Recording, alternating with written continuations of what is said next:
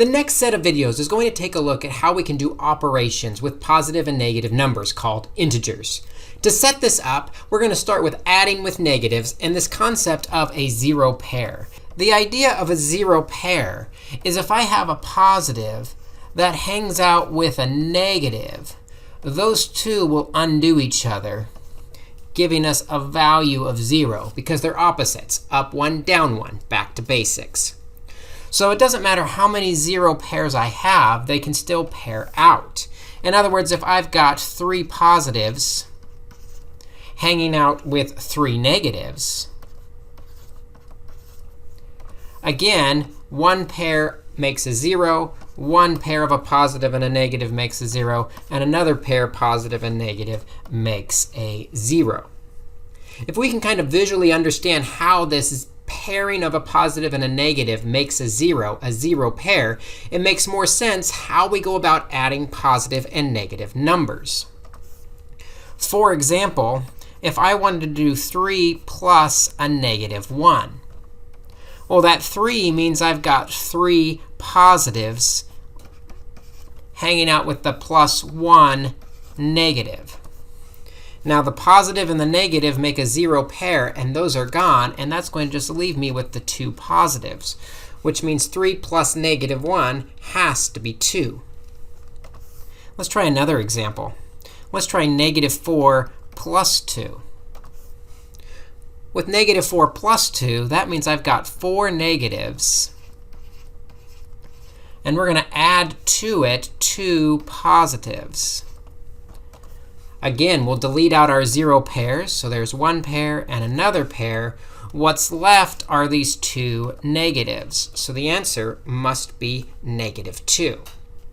And so you can kind of start to see what's happening. To try and make a general rule of what's happening is whatever the smaller number is, if the 2 was smaller or the negative 1 was smaller, is going to kind of disappear with the 0 pairs.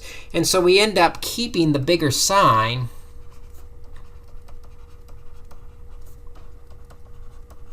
In the first example, there were more positives. In the second example, there were more negatives. That is what won for the final answer.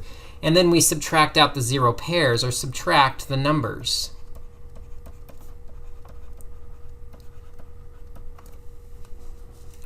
In other words, if I had 12 plus a negative 15, I can see that the negative is bigger. 15 is bigger than 12, so the answer is going to be negative.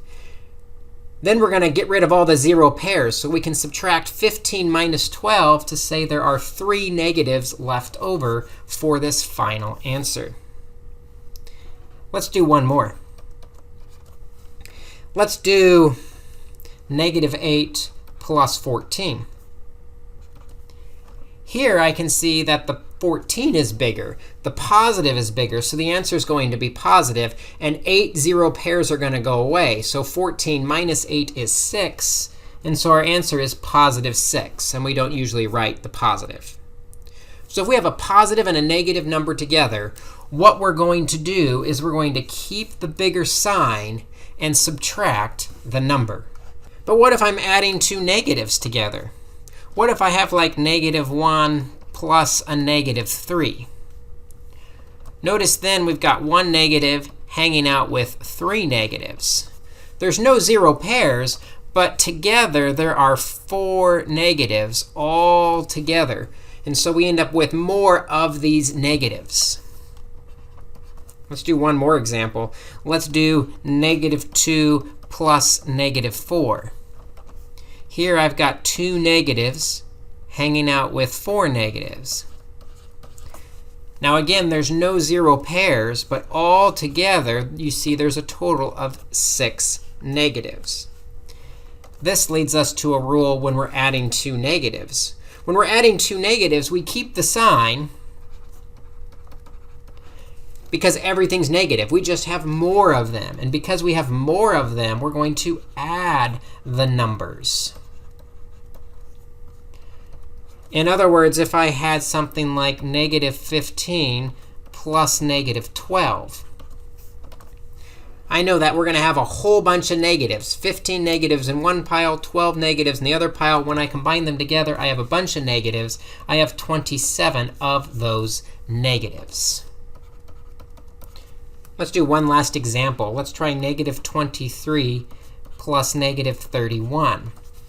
Again, bunch of negatives. When I push them together, there's no zero pairs. I just end up with more negatives. I end up with negative 54 of these things, negative 54 things.